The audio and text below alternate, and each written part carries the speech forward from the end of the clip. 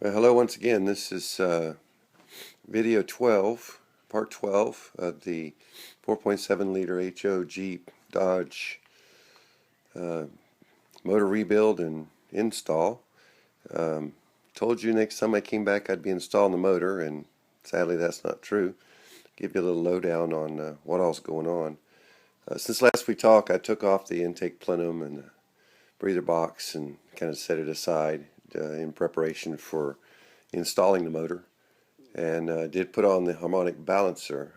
That turned out to be a little trickier than I expected. I guess I hadn't thought about it. When I took the main bolt out of the harmonic balancer to pull it, I didn't really give it that good a look. But unlike most, or what I'm used to, common cranks, usually the threads start at the very end of the crank, and you use a readily available harmonic balance installer tool, which threads into the end of the crank, and then there's a big nut that you turn to push the harmonic balancer on.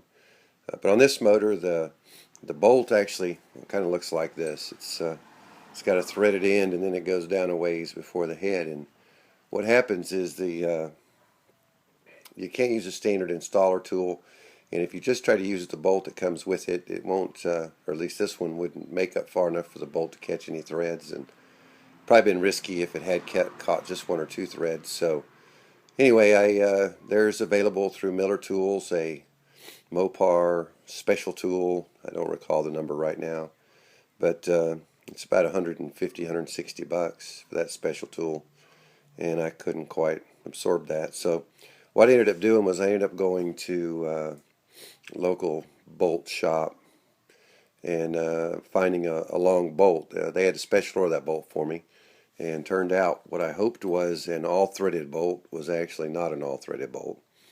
So I had to change my plan a little bit. I basically made a little spacer, which made out of PVC pipe and wood, and I used those materials so that they would hopefully give way if anything had to give way.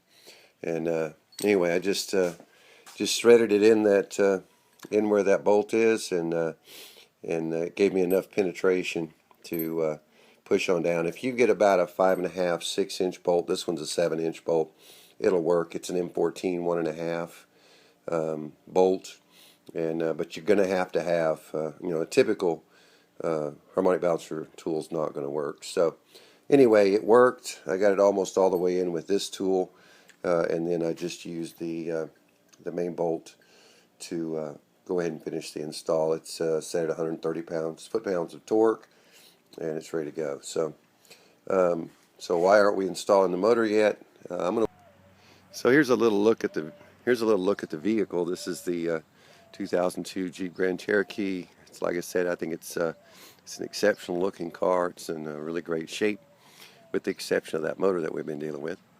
So what happened? Well, I decided that I was going to go ahead and pull the exhaust Y. See if you can see. There's one side of the exhaust Y. There's the other side. Goes down. There's some mini catalytic converters, and it goes back under the car to the main catalytic converter and the muffler. I decided to pull that just because that was the biggest hassle getting the motor out, was working around those Y pipes. And I'd also been toying with whether or not to replace the oxygen sensors. Oxygen sensors are only 100,000 miles. They recommend replacement. These don't look like they've got 100,000 on them. The wire looks fairly new, but I didn't know how long they'd been in there. And certainly one of them, you can see the wire there. That's old stock wiring. Now, that one looked particularly bad, and I said, this is a real hassle to replace these things with the motor in. So I just decided to go ahead and replace them. I managed to find them online for pretty inexpensively. So I went ahead and decided to replace all four, which means with taking the Y out, then I just simply have to unplug them, drop the Y, and then when they get here I can replace them. And what happened though, when I was checking that one that you see wires going up the bell housing, it's not where it goes, it's just laid up in there. But this is what I found whenever I got to it. Let's see if we can focus. The plug was laid against the exhaust pipe and was melted through. So I cut it off the wiring harness on this end, and I'm going to have to go to a junkyard next week, or on the weekend here, and have to cut it off to go to a junkyard and try to recover one off of a used car and replace the end that goes back onto the wiring harness with these 4 wires.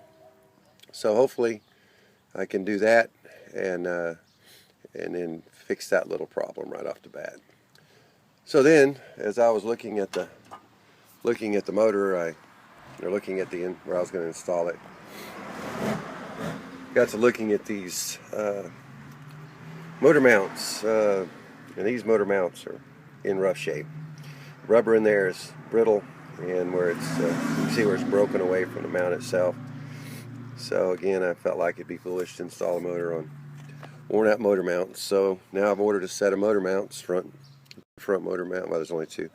The 2 motor mounts here on the front. There's one on the transmission that's listed as well. So I'm going to replace those once those arrive, again, before I install the motor.